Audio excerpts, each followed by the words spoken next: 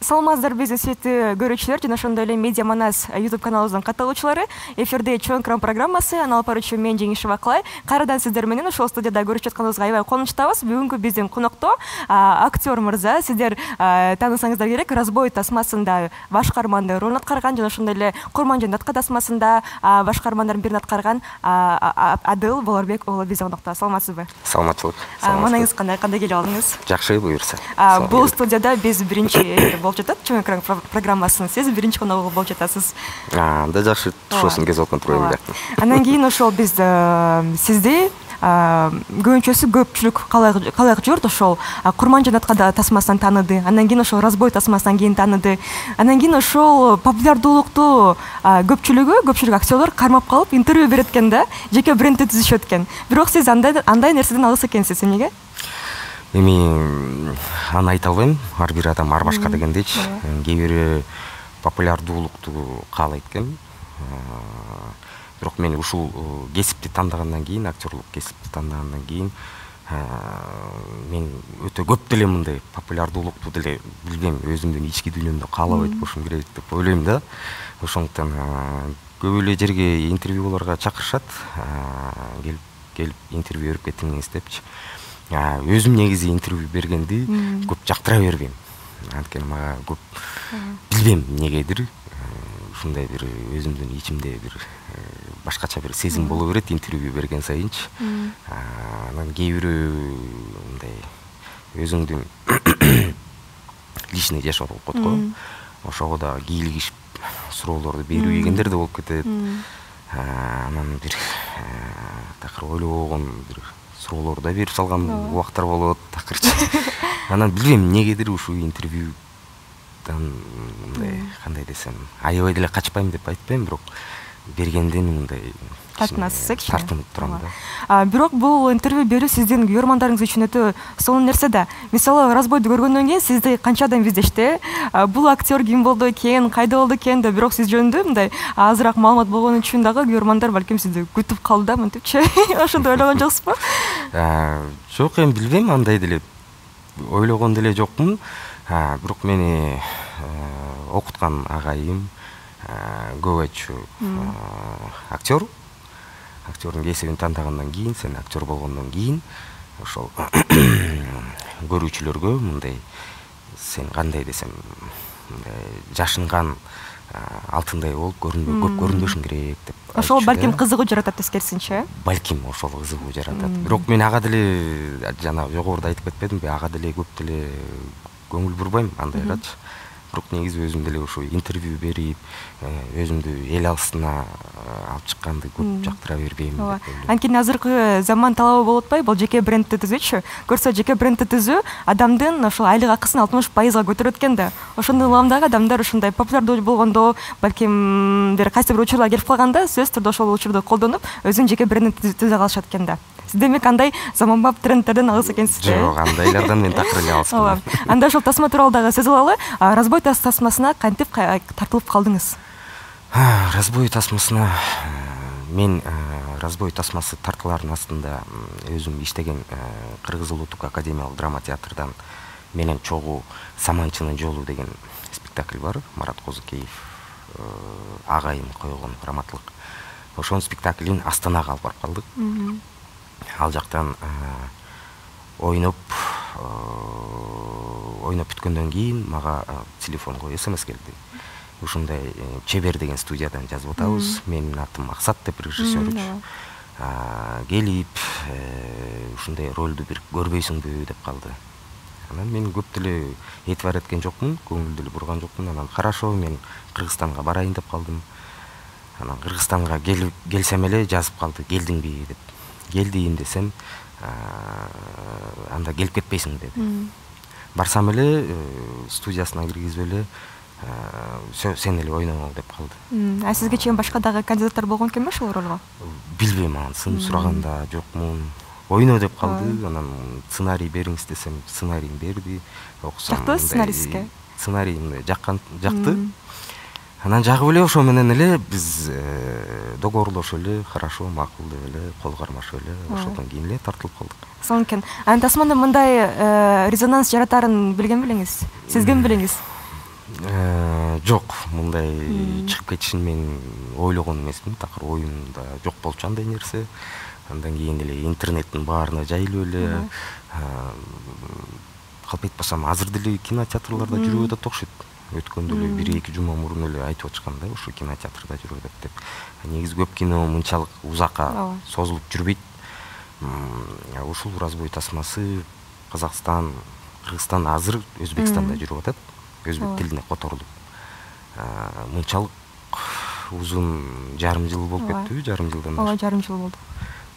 Ушу жарым жылдан бери ушу экрандан түшпөй жүргөнүнө мен таң калып атам. Ошо бул дагы биздин кыргыз киноиндустриясындагы жакшы бир ийгиликтерден болду деп айтсак болот. Андан кийин бул кинону көргөндөн кийин сиздин жакындарыңыз кандай кабыл алышты? Кандай өзүңүз пикирлерди ала алдыңыз? Айлана чөйрөңүздөгү адамдар кандай сөздөрүн айтышты бул тасмадан кийин сизге? Бул тасмадан кийин жакшы сөздөрдү эле айтып атышты. Көп комплименттер айтылды. Көп эле комплименттердин баардыгы айтылды. Жакын адамдарым баардыгы тең эле. Эми алар билишет да мен актер экенимди, канча жылдан бери ушу театрда эмгектенип келеткенин билишет. Алар эми мен бул адылдын профессиясы да деген сыяктуу эле деген эле мындай кабыл алышат. Анткени мен бул тасманы көргөндө сиздин ошол актёрчулук чеберчилигиңизге аябай мындай таң калдым, суктандым да. Ошол кинонун көркүн ачтыңыз, мындай көрүп сизди жек көрүп кеткен да учурлар болду. Мындай болот го гнев да. Ошондой да сезимдер болду. Андан кийин аябай суктандым сиздин ошол талантыңызга. Ошону улам сурап жатам да, кандай сөздөрдү уктуңуз, кандай комплименттер болду депчи. Комментарийге жазып атышты кээ бирөө, абдан начар адам экен деп. Кээ бирөө жазып атты, эми бул анын кесиби да деп. Эми ар кандай элдин ою, элдин оозунда элек жок дегендей, ар ким ар кандай айта берет экен. Өтө начар дегени демек сиз ошол каарманды, ролду аябай жакшы аткаргансыз деген сөздү билдирет да туурабы? Балким. Ушунчалык ишендирип аткаргансыз, элдер сизди жаман көрүп калды. Андан кийин кийинки суроом болсо мындай, киного көп тартылбайт экенсиз да, көбүнчө актер спектакльдарда роль жаратасыз. Анан кинодо роль тандайсызбы, же болбосо режиссер тандайсызбы, же кинонун тандап эмне үчүн көп катышпайсыз? Кинодо биринчиден роль тандайм, экинчиден режиссердин эмгегин тандайм. Эмне үчүн дегенде, анткени ар кандай ролдорго чакырып калышат да. Балким баргандан кийин ал кинодон роль жакшы болсо дагы балким начар чыгып калат. Ошондо кандай ролдорду тандайсыз? Мен негизи ролду эле тандабайм. Кинодо тандайсыз бирок, Кинодон тандайм. Театрдан негизи тандабайм. Режиссерду кандай тандайм? Мен режиссердун биринчи эмгектерин көрөм. Көрүп бүтүп туруп, андан кийин жакшы эмгектери болсо, ошого барам. Эми биз өзүбүздүн сферада жүргөндөн кийин угулат да, бул жакшы, тигил жакшы иштейт, бул мындай иштейт, тигиндей иштейт депчи. Ошолордун баарын угуп билип туруп, андан кийин барам. Негизи өзүңүз кандай ролго мындай баш тартасыз? Кандай ролдордон баш тартасыз? Аткаргыңыз келбейт андай ролду? Менби билбейм, айтыш оор болуп турат. Мен мындай сүйүүлөрдөн көп баш тартат болушум керек. Жакшы экен. Андан кийин ошондо сиздин ошол аткарган тасмаларыңызда ошол эле Курманжанатка болсун, ошол эле Разбой болсун, анан Кожоюн дегенде тасмалар тартылып турсуз, Андан кийин ошолордо мындай бир аз олуттуу каармандарды ойнойсуз да. Өзүңүз мындай дүйнөлүк актерлордон, кайсы актердон үлгү аласыз, мындай талантына суктанасыз? Мен дүйнөлүк актерлордон мага мисалы Леонардо Ди Каприо жагат да. Эмнеси менен жагат? Анын кейпи жакпайт. Анын мага ойногону жагат. Эң биринчиден, андан кийин Рассел Кроу. Дагы айта кетсем, биздин актерлордон айта кетсем, аны билишет болуш керек биздин көрөрмандарчы. Марат Козыкеев деген актер бар болчу, Раматлык. Ошол мен өзүмдүн агайым, мени окуткан. Мен ошол кишинин кандай деп айтсам, үлгү катары аласыз. Үлгү катары алам да ошол адам. Сиз Леонардо Ди Каприо деп калбадыңызбы? Мындагы мындай ролдорго кирип жаткандагы учурлар болот го, интернетте тарап жатат ошондой видеолорчу. Анан кийин ошол жердеги Леонардо Ди Каприонун ошол ролго сразу киргенин мен сизден ошондой окшоштукту байкап жатам да. Сиз дагы ошондон үлгү алып, балким сиз дагы эмоцияга сразу мындай кирип кетесиз, Балким. Ошол жанагы Уолл-стрит бар го, киносучу. Ошолдо дагы тасмасында дагы ал дароо бир кадр дегендери сразу дароо эле ошол ролго кирип кеткен да. Анан кийин сиз дагы ошондой окшоштугуңуз бар окшойт деп мен да байкап калдым. Балким ал Леонардо Ди Каприо деген бул психологический актер, психологически аябай жакшы ойнойт. Мындайча айтканда ойлонгон актер деп коет мындай актерлордучу. Мен ошонусун катуу баалайм да. Ролго кылган өзүнүн мындай орусча айтканда отношениясы деп коет го. Мен ошонусун баалайм. Анткени сиз дагы разбой тасмасында бир күлүп туруп эле аркасына карап туруп эле бычак сайып салдыңыз да. Мындай бир эмоциядан экинчи эмоцияга дароо өтүп кеттиңиз да. Ошондон улам айтып жатам да. Балким ошол жактан да окшоштугуңуз бар болгон үчүн үлгү тутасыз депчи. Андан кийин азыркы учурда мындай бир маалымат коомунда бир оригиналдуу идея табыш оор болуп калды да. Ошондуктан көбүнчө тасмаларды мисалы кайра жаңыртып, же болбосо дагы бир нерсе кошуп тартып жатышат. Мисалы ошол эле биздин аяш тасмабызды казактар өзүнө ыңгайлаштырып, казак тилинде тартышты да. Андан кийин сиз ошол кайсыл дүйнөлүк тасманы кыргызчалап, кыргызчага ыңгайлаштырып тартса биздин аудиторияга жагат деп ойлойсуз? Сиз дагы мындай актер катары көп тасма көрөсүз да?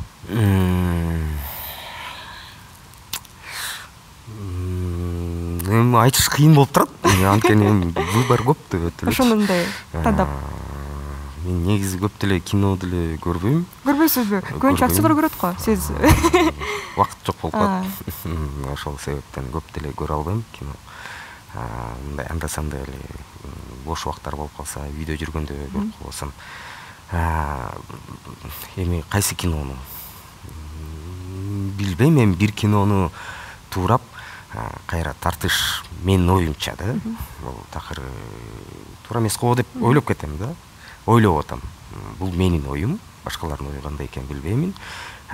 Андан көрөк ошо чет мамлекеттин кинолорун, башка жактын кинолорун туурап тарткандан көрөк, өзүнүн жаңы тасмаларды ойлоп чыгарса, ошол туурагабы деп ойлойм. Мен оюм болчу. Мисалы ошол эле напарниктер тасмасы, жанагы Джеки Чан катышкан Час пик тасмасына бир окшоп кетет да. Ошондон улам дагы сурап жатам да, балким дагы ошондой идеяларды алып кыргызчага ыңгайлаштырып, биздин коомго ыңгайлаштырса, балким көбүрөөк аудитория болуп дагы популярдуу тасмалар жаралмак деген ойдо сурадым. Балким. Билбейм, кайсы кинону айтаарымды билбей турам. Мындай кыйын суроо болуп турат. Өзүңүз кайсы тасманы акыркы жолу көрдүңүз анда? Менби? Мен акыркы Аватарды көрдүм окшойт. Ооба, бирок Аватар деп кыргызчалаш өтө кыйын болот. Албетте кыйын болот. Өтө эле кыйын болот, ооба.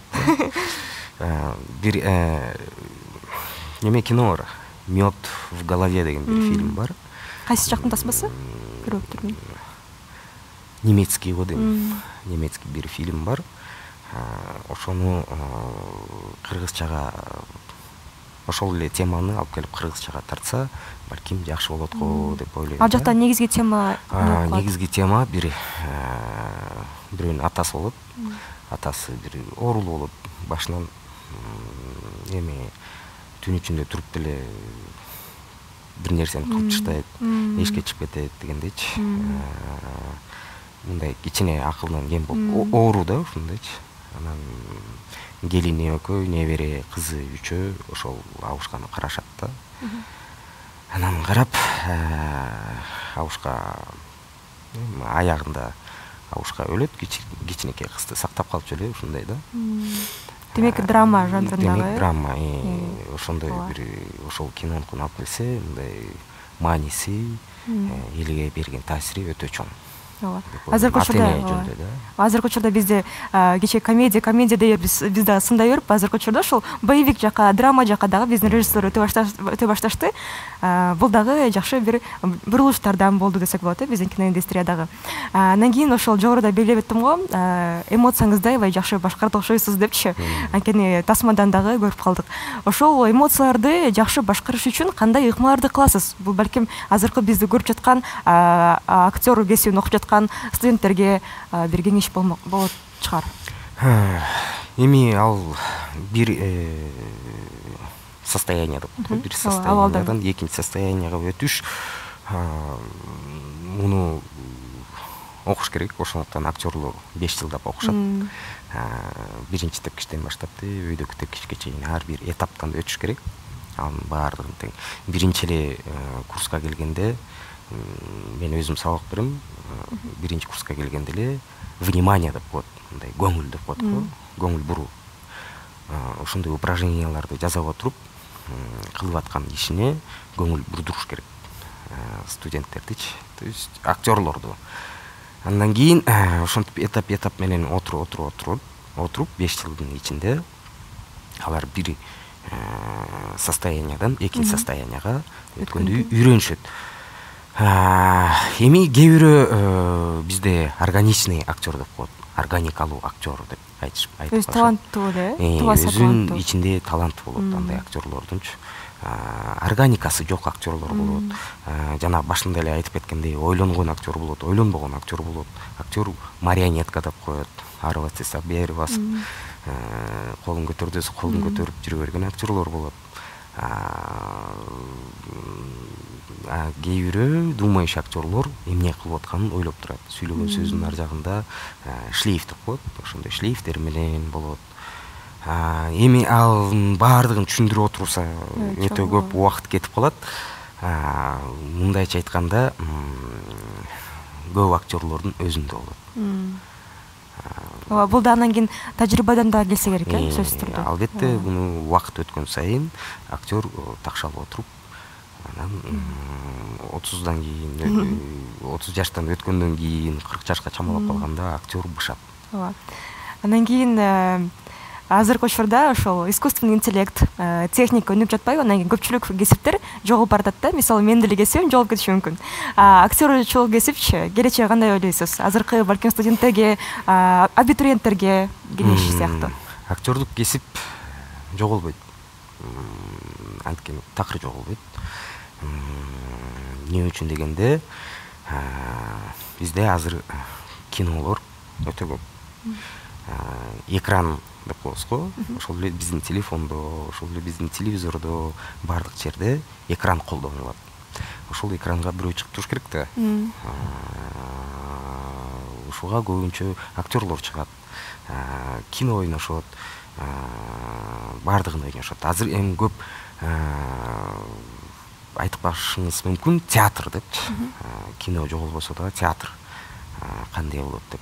Театр деле менин оюмча жоголбойт деп ойлоймун.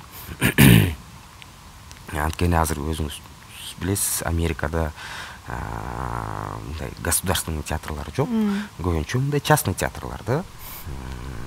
Частный театрлар азыр жеке театр деп коебуз го, жеке театрлардын баардыгы азыр күч алып атат. Ошол эле биздин Россияда, ошол эле биздин жакынкы Казакстан, Алматада өтө күч алып атат. Ал жака актерлор көп керек болот деп, жеке театрларга. Ошондуктан бери дегенде эле 100 жыл, 200 жыл болобу, 300 жыл болобу актердун кесиби эч качан жоголбойт. Бул абдан керектүү кесип деп ойлоймун. Анткени бул Кудайдан берилген талант болот. Ал талантты бергенден кийин кайра ал талантты адам четке чыгарып кое албайт.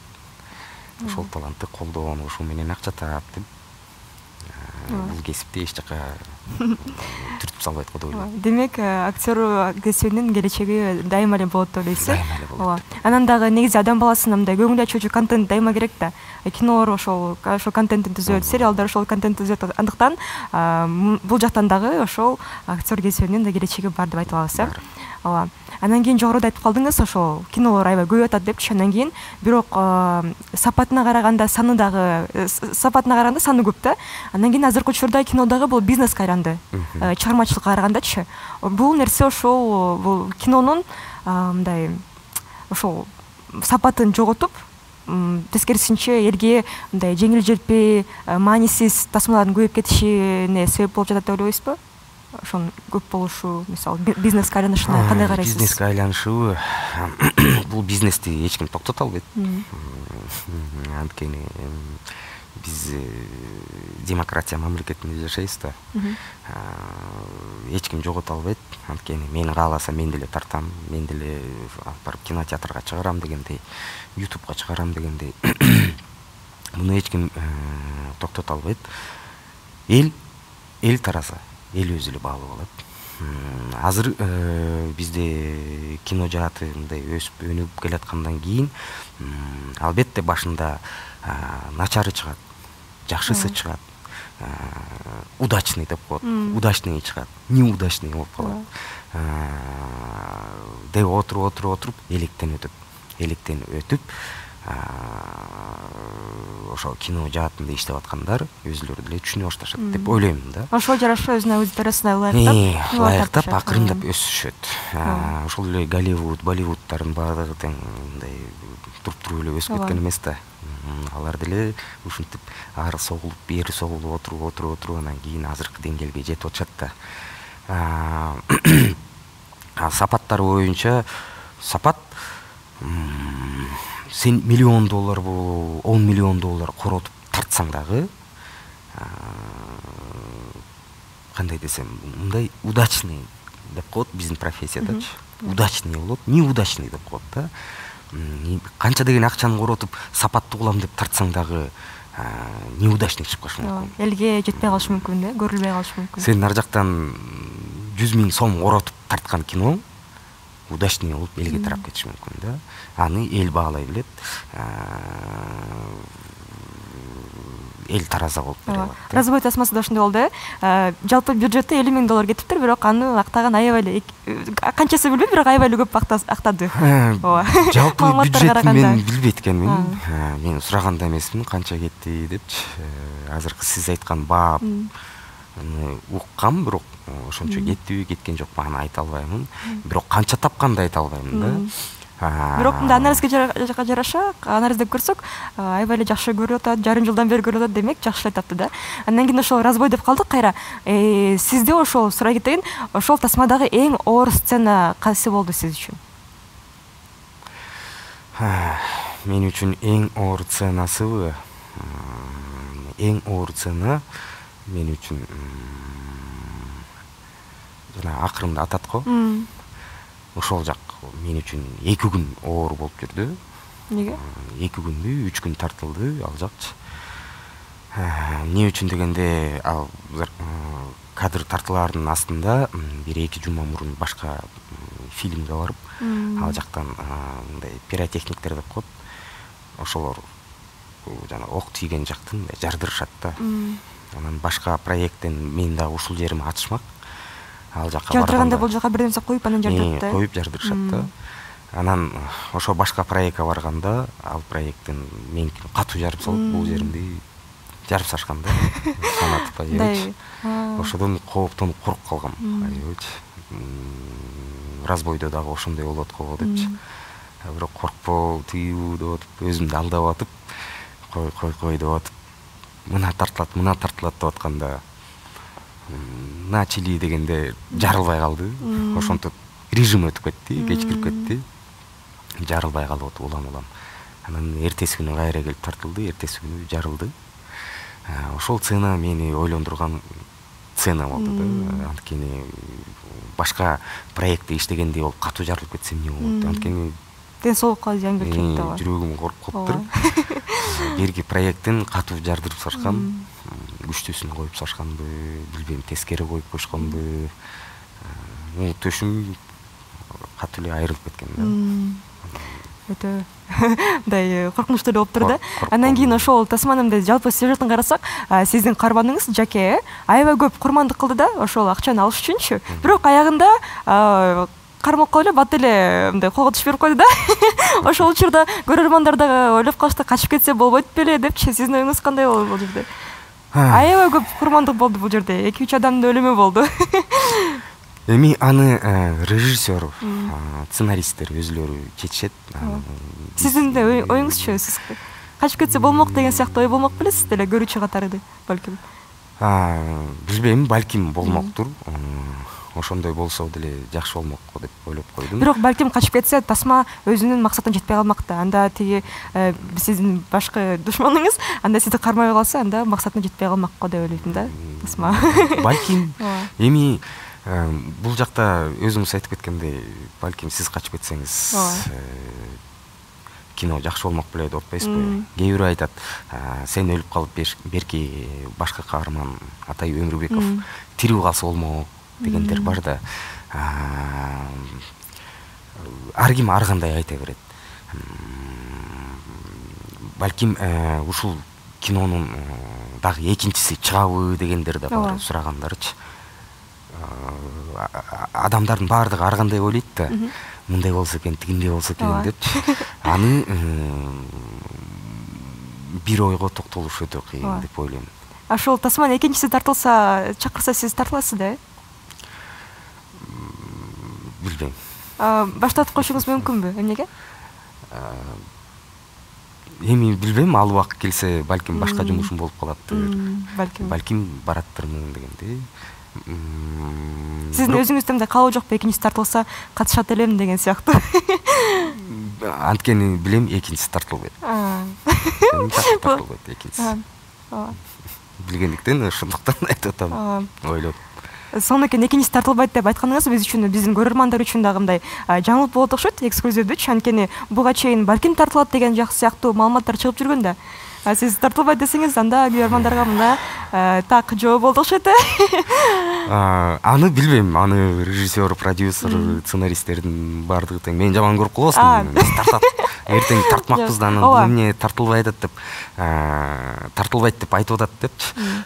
Мен тартылбайт деген себебим мындан ары улаш, анткени ошо Жаке, ошо Атай Өмүрбеков, баардык бандиттердин баардыгы жок болуп өлүп атат. Андан ары улап тартыш. Анчын башка жаңы кармандарды кылыш керек. Кандай болобу? Жаңы разбойниктер чыгарыш керек ал үчүн. Анда до разбоя тартып калышы мүмкүн. Кандай болор, аны билбейм. Аны балким сценарист, режиссерлор башкача ойлоп, башкача тартып калышы мүмкүн. Бирок тартылса, мен жок болом, анткени мен өлгөм. Ооба. Сүйүктүү көрөрмандар, биздин берүүбүздүн дагы соңку мүнөттөрү келип калган экен. Биз да ошол менен биздин эфирди жыйынтыктайлы. Сизге биздин эфирге келип бергениңизге чоң рахмат айтам. Ошол тасманы көргөндөн кийин эле ушул агайымдан бир интервью алсам, сүйлөшсөм ушул тасма тууралуу деген ой бар болчу менде. Андан кийин тасма чыкканына көп болду, бирок жарым жылдан кийин деле интервью алып атам. Аябай мен да кубанычтамын сиз менен сүйлөшкөнүмө. Рахмат сизге келип бергениңизге. Сизге да рахмат, чоң рахмат. Сиздердин студияга дагы ушинтип конокко чакырып интервью алганыңыздарга чоң рахмат. Ийгилик сиздерге. Рахмат чоң. Анда эмесе биздин сүйүктүү көрөрмандар, сиздер менен биз кийинки чоң экран программасында көрүшкөнчө аман туруңуздар.